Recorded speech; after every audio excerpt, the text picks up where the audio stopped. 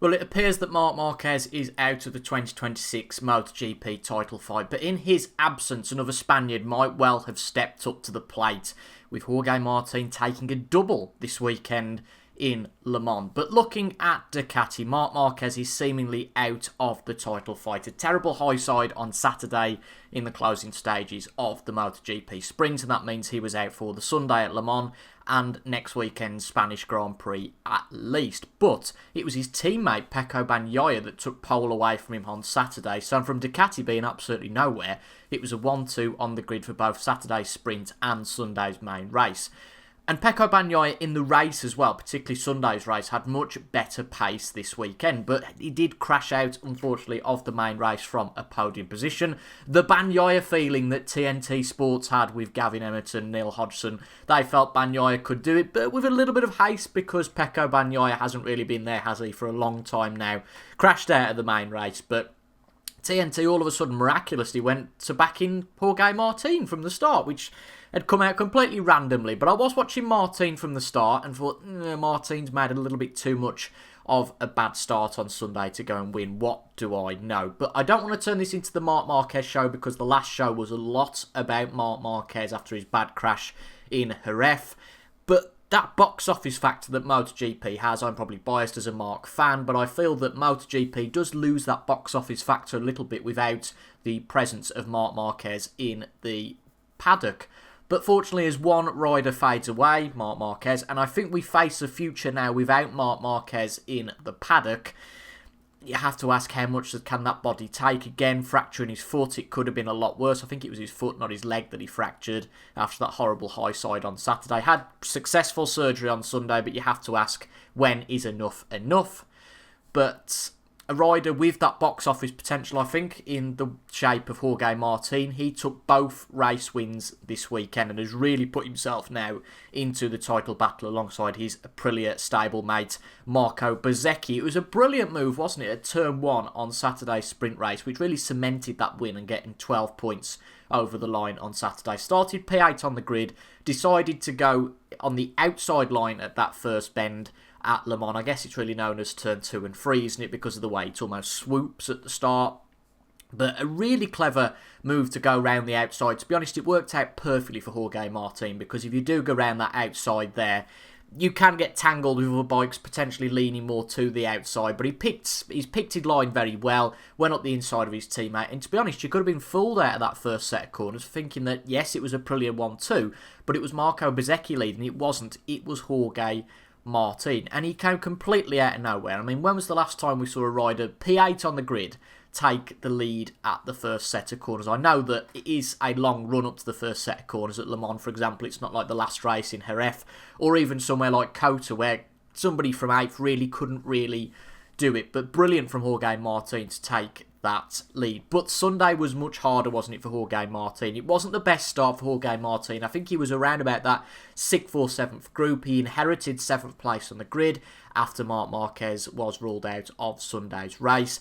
And you find in MotoGP, if you're not part of that lead group at the start, you're going to have a bit of a pickle, because there's not much between these riders. If you're in a couple of seconds of the rest of the guys, you've got a chance. But really, if you're out of that lead bunch, you could be 3, 4, 5, 6 seconds outside of that main bunch. Overtaking riders might cost you half a second or a second. So you have a bit of a pickle in gaining that time over a race distance. Take into effect as well yesterday that the soft tyres on the bike weren't really lasting. I think that Zarco said there was about 10 laps in that soft tyre and then he was done.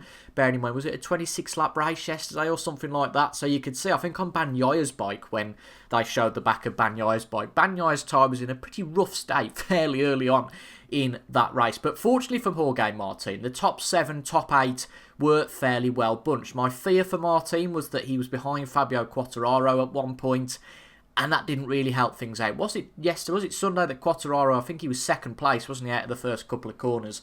And you suddenly thought, Marco Bezzecchi's going to do exactly what he did in the first 3 rounds, get the whole shot and run away with it. But that was not the order of the race. And Martín picked his way through that group, but he wasn't in a sense you thought, wow, Martín is a real challenger and he's going to walk this. But that realisation really came to me was then Martín made his way up to P2 behind his teammate Marco Bezzecchi. Bez had got a good gap. It was 1.6 seconds, and all of a sudden, within one lap, that gap went down to 1.1 seconds. Now, you could attribute that to a Marco Bezzecchi mistake, but Martin kept gaining and gaining and gaining. And every time Bezzi's pit board went up, he must have thought, Jesus, Martin, he's getting really, really close. And Martin, he was behind him for a couple of laps, but took him into that first set of corners again, really picked Bezzi's pocket, and Bez just couldn't match him for the rest of the race. I think he only finished 4 tenths behind him in the end, but it proved to be Martin's sheer pace. And that was really a bit of a body blow, you could say, couldn't you, for Marco Bezzecchi? The question is how much of one, because we can possibly overstate how much of a body blow that could be for Marco Bezzecchi. After all, he now hasn't won a race for 2 weekends, despite winning the Sunday races of all 3 of the first weekends. It was a double for Martin this weekend. In Jerez, it was the Marquez brothers, wasn't it? Saturday, Marc Marquez remounted and won the sprint race, and then Alex Marquez really walked away with it, didn't he, on Saturday? Bezzecchi's still very much there, isn't he? You can't rule him out by any stretch of the imagination. He is the most consistent rider, at least on a Sunday so far this year. 3 wins the last 2 weekends, he's got 2 second places. But miraculously, and you can't quite work this out, for a rider that's been so good on a Sunday, of course you've got the Mr. Saturday factor as well, because Martin just sits 1 point behind Bezzecchi now in the championship after 5 rounds. So you have to ask, is it going to be like 2024 again? Is Mr. Saturday going to win the championship? Well, I don't think Saturday will be enough, will it? Because Bez still finished 3rd on Sprint Saturday, but the key is that Martin is now starting to become more confident on a Sunday. That was massive for Martin to get the double. We haven't really seen Martin. He's been up with Bez a little bit like in the second race at Brazil, but he was a couple of seconds behind. It very much felt like Bezzecchi was the main rider, Jorge Martín number 2, but now all of a sudden Jorge Martín, the championship winner, and really when he joined the team last year, we would have expected Martín to have gone in as number 1. It has gone disastrously for Jorge Martín so far, but we could see for the second time in Martin's career, Martin win the championship and then take the number 1 badge to a new manufacturer, because of course, according to the press, Jorge Martín is off to Yamaha for next season. And we certainly know how good Jorge Martin is in a championship battle, don't we? Against Pecco Bagnaia on that satellite bike. Really unexpected win. Brilliant so far in that 2024 season. And has been really solid so far in the 2026 season. So has Marco Bezzecchi, but we haven't seen Bez either this season or in past seasons as a real intense title challenger from that intense battle. Certainly from a wheel-to-wheel perspective, we haven't seen Bez in that battle. And I think that Bezzecchi's key so far, not that there's anything wrong with this, however you get the points doesn't matter. He's been getting the whole shot early on. He did it in Thailand, he did it in Brazil, didn't he? Coultry won that race as well. He's got the whole shot early on and more or less, you could say, ran away with it, controlled it. Either or, he's managed to get to the end, but it does start to question his wheel-to-wheel combat to a degree. Now, we've seen that in the past, of course, but in terms of this season, he's not particularly been challenged, and I think from a neutral's perspective, you would love to see him challenged, and I'd loved to see Jorge Martin, not that I've got anything against Bagnaia, but the whole underdog story with Jorge Martin, I think that's the same this year as in 2024, when Jorge Martin was the real underdog. Ducati, we couldn't have a satellite bike winning the title, surely, but that's exactly what happened. And this year, Martin feels like the underdog as well, because this feels like no fault of Bezzecchi's, no real fault of Jorge Martin.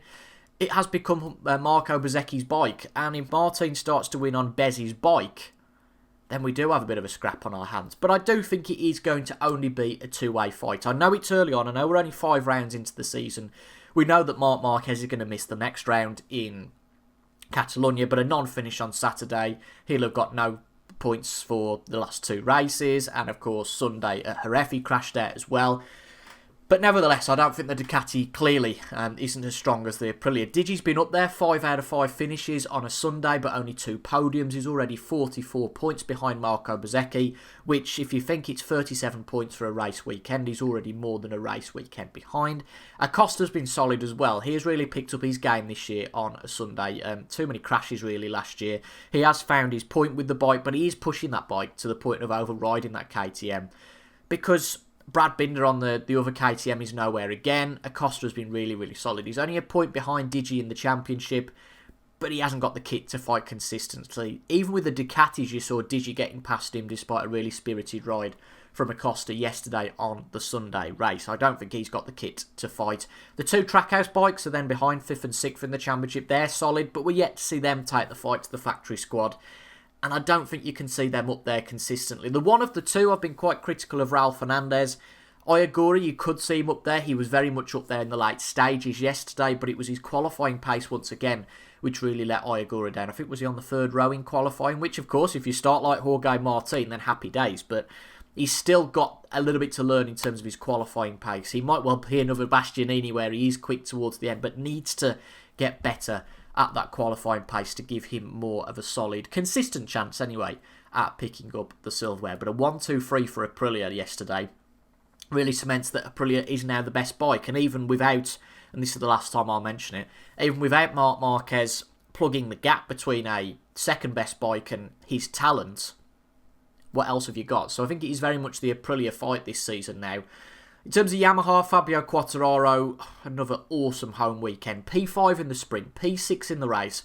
You have to feel for Fabio really, because any time he qualifies well, he'll probably have that sudden, this is a great qualifying, but then that sinking feeling sitting on the grid and thinking, I'm just going to go backwards here. But to his credit, and I think the Le Mans track doesn't necessarily work like some other tracks where he could just get picked apart on the straights. That Yamaha speed deficit, though, doesn't really get any better for them. But Quartararo was on it yesterday. P6 in the main race, really solid result. So you have to feel for Fabio Quartararo on that Yamaha, but nevertheless really good. In terms of the Hondas, Johann Zarco at his home race, he got pushed out quite early on Sunday, which prevented him from having another great home return. Of course, Johann Zarco won the main race last year in the rain. He really ran away with it, Marc Marquez in P2. But equally, the rain didn't come as it was forecast. There were potentially a few drops, but nothing really that was any problem for the riders. And Honda's only chance really to do anything here was the rain. But speaking of Honda and Johan Mir, running well on the Sunday race before crashing out again. That is 4 out of 5 non-finishes on a Sunday so far. Thailand, the first race, was a mechanical issue, but crashed out of Kota, crashed out here from solid positions. Just imagine the points that Mir could have picked up, I think, a couple of weekends ago. It might well still be the same. I haven't had a look at this in much detail since, but I think that Marini had got more points in the championship than Johan Mir, and if Mir had actually finished the races, he'd be so far above Luca Marini, but as is the case, I think only sitting on 8 points, which is criminal really given the pace that Johan Mir has had so far. But he says he's overrided the bike, so crashes are just a part of it, but so frustrating. You see someone tumbling down the order and you think, yeah, that's Johan Mir, and he's gone again. Final thing from Le Mans, it was nice to see Jonas Folger back. That was a bit of a flashback, wasn't it? Thinking of Sachsenring 2017. That feels like yesterday, but 9 years ago, where Jonas Folger on the Tech 3, the same year when Johann Zarco was on the Tech 3, where I think it was the Monster Energy Tech 3. Really nice bike that was to look at. But he was the only rider on that weekend in 2017 that could live with Marc Marquez. But obviously this weekend, 9 years later, couldn't keep up with the true pace, but he was there as a replacement for Maverick Vinales. Finally, some more news about rider changes this weekend. Looks like Digi is off to KTM, which is a little bit left field, I have to say. I was wondering whether Digi could be in the race for a Ducati ride. I think that Marc Marquez, see, I've mentioned him again, but it is of relevance. This could be it for Marc Marquez. I think this could be Marc Marquez's last season. So Ducati are in a real pickle because they seem to have signed Pedro Acosta, but Bagnaia is off to Aprilia. Digi's off to KTM. Alex Marquez is off to KTM. Morbidelli's gone, of course, to World Superbikes, it looks like, but he's nowhere near. Marc Marquez may be retiring, so that only leaves Firmin Aldeguer in the factory squad from a Ducati point of view. And if it's Acosta and Firmin Aldeguer, we know how well those two get on, don't we? From a Aprilia point of view, it's going to be Bez and Bagnaia by the looks of it. Honda, I think it's Quartararo and then Marini, Mir, somebody else we don't know. Yamaha, Jorge Martín going there and Oyagura, and then on the KTM, Digi and Alex Marquez. Now, apparently the Marquez thing was announced some weeks ago, but I must have missed that because I had no idea that Alex Marquez is going to be on that KTM next year. But once again, it's all really rumour so far because of this Concord agreement, style F1 agreement that the team's looking to rightly negotiate, to be quite honest. The way that MotoGP has worked for years has been unfathomable, really, and with the takeover in ownership and what's going on there, I think this is a good opportunity for the teams. But from what I understand, the reason they're not announcing is because 2027 is a complete grey area at the moment in terms of the team's commitment owing to this Concord agreement being signed. But in terms of the racing, another good weekend of racing. It was a good Sunday race. Really good to see Jorge Martín take the battle, or Jorge rather, to Marco Bezzecchi, because without that box office once again of Jorge Martín, don't think it would have been so good yesterday. But the exciting news is we've got another race next weekend in Catalonia. Jorge Martin's home race. Marc Marquez will miss that one, of course. So Jorge Martin is going to be the home favourite at Catalonia. That was where he won his title back in 2024. If you remember, there'd been some flooding in Valencia. So the last race was at Catalonia. So a really special race for Jorge Martin. But I think there's going to be some twists and turns in this MotoGP Championship yet. But a great start 5 rounds in. Let the Aprilia battle commence in Spain. If you've enjoyed that, leave a like down below and comment and all the rest of it. And consider subscribing as well to receive notifications of when I do these little MotoGP roundups. But apart from that, thank you for watching. And it'll be this time next week we'll be back because we have more racing next weekend in Spain. Thank you for your company.